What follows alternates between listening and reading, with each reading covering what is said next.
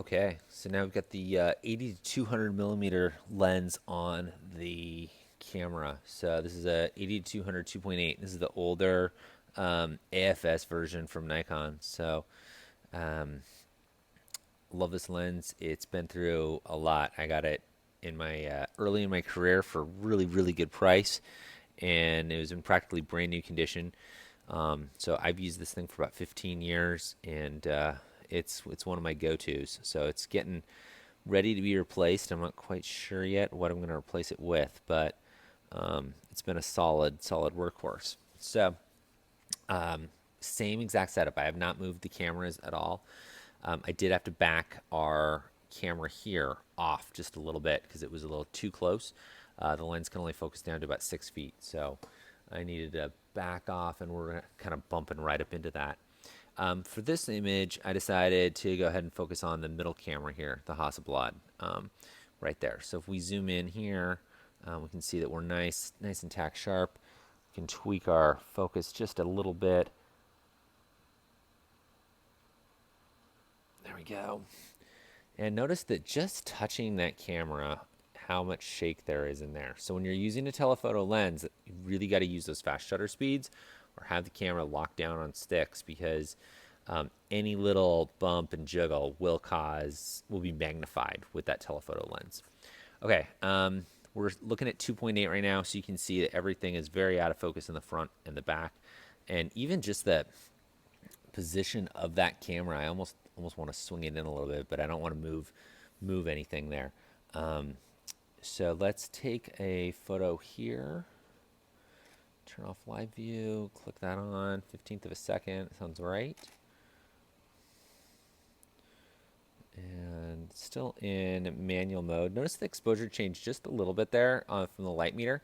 It's because we're looking at just less stuff, right? So maybe that bright wood on the bottoms there, that is reflecting up and causing the light meter to give us a little bit different exposure. I'm going to stick with what we were using because it was working really well, and I like it. So there's our first image there. Maybe a tidge dark, but nothing that couldn't be corrected easily in post. So at 2.8, you can see that this is nice and sharp. Ooh, I think I got a little camera movement there from me just pressing the shutter. And then everything else is out of focus over here. So let's take one more just at 2.8, and I want to show you a quick trick here. So I'm going to frame that up. I'm going to lock this down. Whoops. And now I'm going to use the self timer. On this camera, it's right up here, but all the icons for it are always the same. I'm going to use the self timer and turn off live view. There you go. So that causes the camera to just settle a little bit before it takes the photo. And it's kind of I call it a poor man's cable release. So still just a little off. So I'm thinking that's actually a focus issue. Let's give it one more shot here. Let's go live view and there. And I'm going to let the autofocus try to grab it. That looks good. And live view off.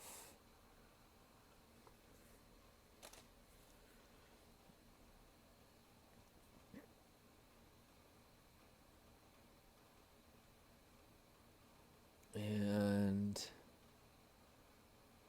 all right, still the same.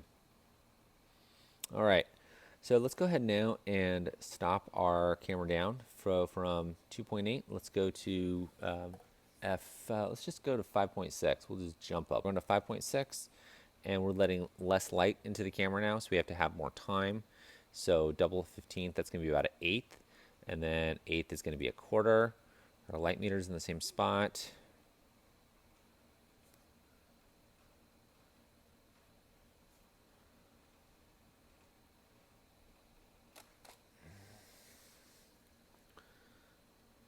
All right, so we're still got a good focus here, but you'll notice these are starting to change. So let's go again. Let's go 5.6. Let's go F11. Oops. And then it's going to put us at 1 second.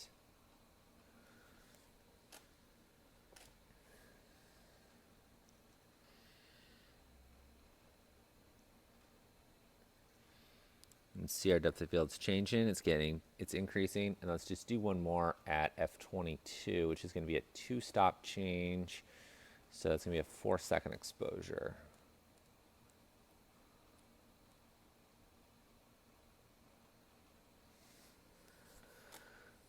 1 1000, 2 1000, 3 1000, 4 1000.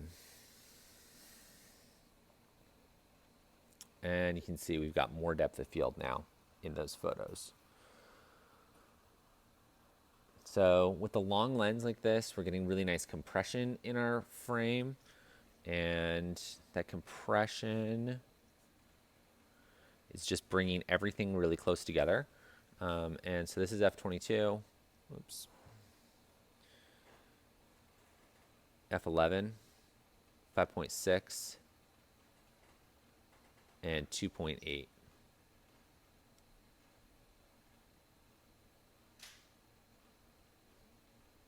And again, I'll post all of these for you to look at online. Thanks so much for watching.